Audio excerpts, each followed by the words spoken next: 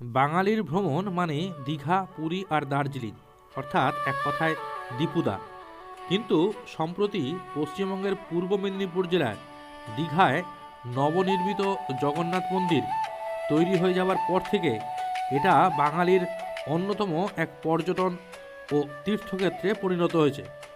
ভক্তির বারবারন্ত আমার কোনো দিনই নেই, তবে পুরীর জগন্নাথ মন্দিরের আদলে এই মন্দিরটি নির্মিত হওয়ার পর দেখার ইচ্ছা ছিল খুবই। তাই সময় করে হাজির হলাম দীঘাতে। মন্দিরের ভেতরটা কিন্তু যথেষ্ট সুন্দর।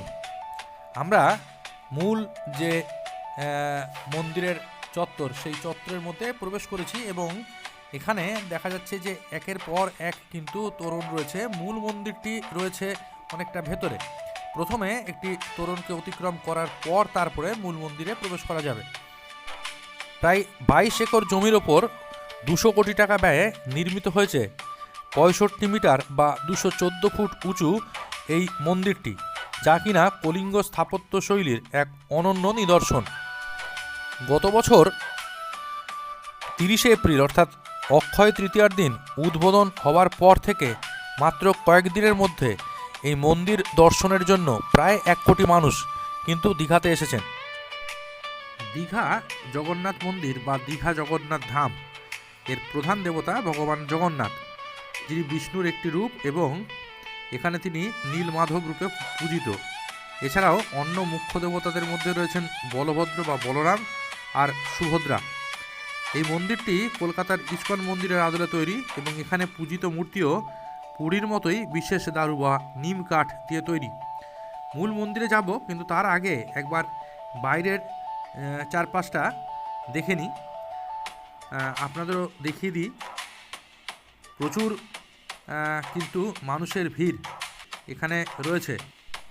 এটি হলো অরুণ স্তম্ভ, প্রায় 34 থেকে 35 ফুট উঁচু কালো গ্রানাইট বা ক্লোরাইট পাথর দিয়ে নির্মিত একটি একশিলা স্তম্ভ, যা মন্দিরের সিংহদুয়ারের ঠিক বাইরে অবস্থিত। এই স্তম্ভের উপরে সূর্যের সারথি অরুণের মূর্তি স্থাপিত রয়েছে, যা পুরীর মন্দিরের আদলে তৈরি।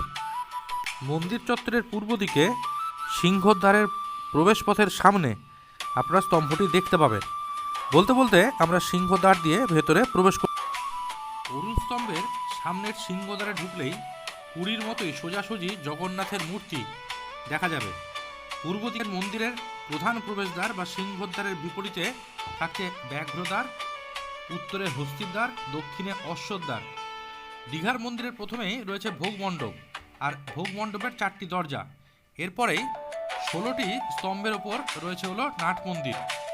নাট মন্দিরের পরে 4টি স্তম্ভের ওপর রয়েছে হলো জগমোহন, আর জগমোহনের পরে গর্ভগৃহ বা মূল মন্দির, যেখানে আমরা দেখতে পাবো জগন্নাথ, বলরাম আর সুভদ্রার মূর্তিকে।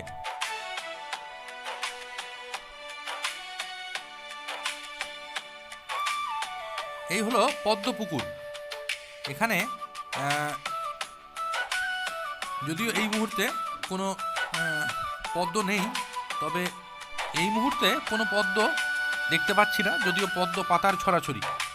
যাই হোক, আমরা প্রবেশ করেছি নাট মন্দিরে। এখানে বিষ্ণুর অনন্ত সজ্জা একটি মূর্তি দেখতে পাচ্ছি। চারিদিকে অসংখ্য মানুষের ভিড়।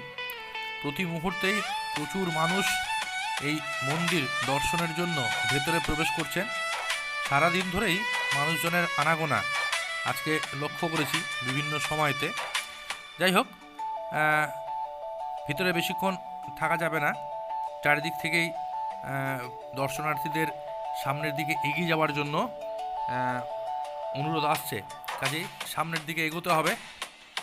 বাইরে থেকে এক চক্কর ঘুরে আবার প্রবেশ করব নাট মন্দিরে। যে কথা বলছিলাম যে 16টি স্তম্ভের ওপরে দেখুন দাঁড়িয়ে রয়েছে এই নাট মন্দির, আর এই নাট মন্দিরের পরেই 4টি স্তম্ভের ওপর দাঁড়িয়ে রয়েছে হলো জগমোহন। এই জগমোহনের পরেই গর্ভগৃহ বা মূল মন্দির, যেখানে সিংহাসনে রয়েছেন জগন্নাথ, বলরাম আর সুভদ্রার মূর্তি। বিশাল নাট মন্দির, আর যেহেতু সদ্যই তৈরি হয়েছে তাই মানুষের ছবি তোলার হিড়িক তো থাকবেই। কাজেই চারপাশে অসংখ্য মানুষেরকে দেখতেই পাচ্ছি যে তারা বিভিন্নভাবে দাঁড়িয়ে ছবি তুলে নিচ্ছে এবং এই যে জগন্নাথ মন্দির দর্শনের স্মৃতি, সেই স্মৃতিটাকে ধরে রাখতে চাইছে। আর আমার দৃষ্টি এদিকে মন্দিরের ছাদের দিকে নিবদ্ধ। যাই হোক, মানুষজনের ছবি তোলা দেখতে দেখতে সামনের দিকে এগোই। ভক্তদের দেখছি এখান থেকেই হাত তুলে জগন্নাথকে প্রণাম করছে না হাই বলছে কে জানে। যাক, এখান থেকে প্রভুকে একটু দেখা গেছে। অধমের দর্শন এর থেকে আর কি ভালো হতে পারে। না, এবার ভালো করে কিন্তু দেখতে পাচ্ছি এখান থেকে। যাক, ঠেলাঠেলি গুতিয়ে শেষ পর্যন্ত দর্শনটা কিন্তু খারাপ হলো না, যেটুকুনি দেখা যায় আর কি।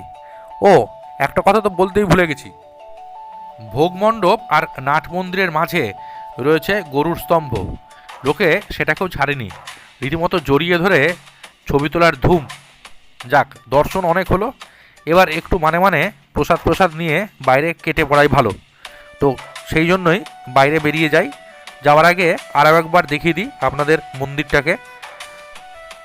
এটা মূল মন্দিরের পরের আরেকটি মন্দিরের একটি বিগ্রহ। কোন মূর্তি আমি ঠিক জানি না, যদি আপনারা জানেন তাহলে অবশ্যই আমাকে জানাবেন। আজকের মতো তাহলে বিদায়। ও হ্যাঁ, ভিডিওটা যদি ভালো লাগে তাহলে চ্যানেলটাকে সাবস্ক্রাইব করে নিতে ভুলবেন না কিন্তু।